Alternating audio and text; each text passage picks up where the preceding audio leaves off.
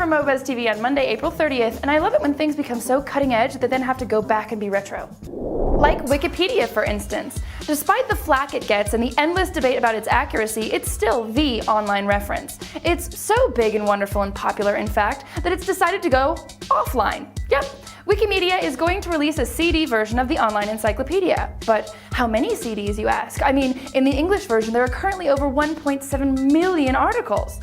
Yeah, they're just going to leave some of those out, it seems. The CD version will have 2,000 articles. And we still don't really see the point. Also a bit confusing, this new magazine, Blogger and Podcaster. Yep, great info on new media, online interactive multimedia media, printed on paper. Okay, there are great tech publications on paper, like Wired, but wouldn't a blog or a podcast have made more sense for this crowd? Oh, right, they've got that in the online version. Their site also includes a virtual version of the magazine you can flip through page by page. But if you want the paper, just to be nostalgic, it'll only cost you $79 a year. Talking about more old stuff, since Antonio Stradivari started making his famous violins in the 17th century, no one's been able to equal the quality of tone of his instruments despite all technological advancements. Until now. It's not that anyone's created a better violin, it's just that technology can now make anyone's violin sound like a Strad.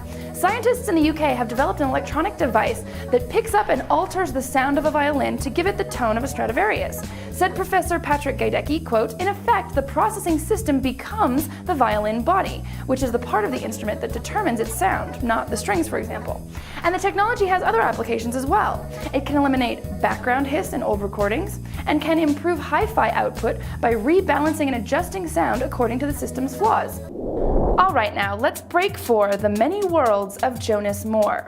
This self-described trilogy of second-generation graphic novels combines comic book imagery with live shots, animation and archive footage, user-generated content, and it's distributed online, on iPods, and on PCs. The man behind the project, Howard Webster, positions this as a direct stab at big media. Quote, "Jonas Moore calls for webheads and garage content creators to take back content on the web. Many of the elements of the film are available for download so you can mash up your own Jonas Moore story and send it in."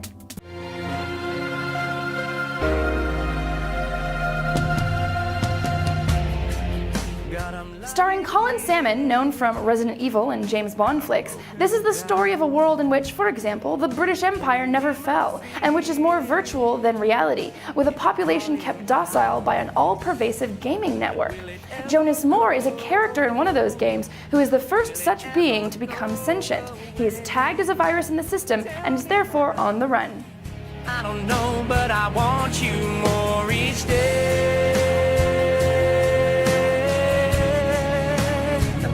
You more each day.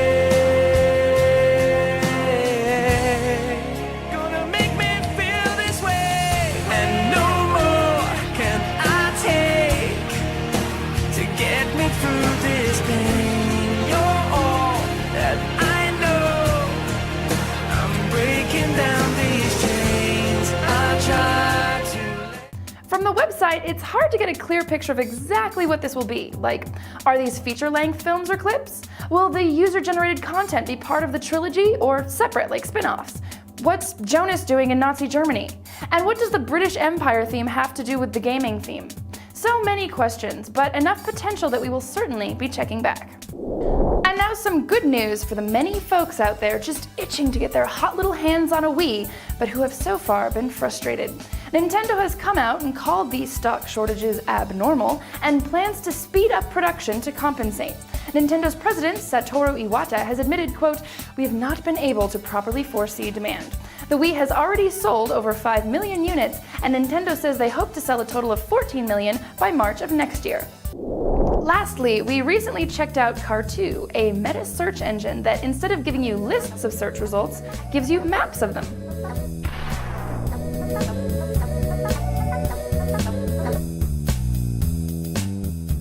When you roll your mouse over a result, the sidebar gives you a preview of that site, and the map highlights what other terms are related to that link. And then you can click on those terms, which also appear in the sidebar, to refine your search. The most relevant search results appear as larger icons on the map. Compared to a regular old search engine, it's certainly helpful in connecting terms and topics, rather than just giving you a straight list, and it's also nice that it suggests terms for refining your search. and it's just purty. That's it for today. Until next time. No, seriously, what's Jonas doing in Nazi Germany?